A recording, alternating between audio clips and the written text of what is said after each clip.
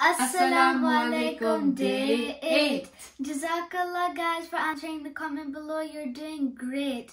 So let's start the quiz. Question number 1. How many poor people should a person feed for missing an obligatory fast for a valid reason if he or she is unable to make it up? कितने लोगों को खाना खिलाना है अगर आप एक रोजे छोड़ देते हैं? Now let's move on to question number 2. Fill in the blanks. Allah subhanahu wa ta'ala says the night of power is better than dash dash dash. अब मैं उर्दू में बोलूंगी. अल्लाह सुबहान व ताला ने फरमाया लैलतुल कद्र बेहतर है कितने महीनों से. Now the question will be a bit harder. The special night in Ramadan is better than approximately how many years? Ramazan की खास रात बेहतर है कितने सालों से?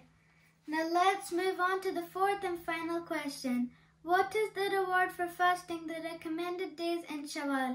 क्या सवाब मिलता है शवाल में रोजे के बाद? Please tell the answers in the comment below. आज हम इफ्तारी में दाल चावल और पकौड़े खाएंगे.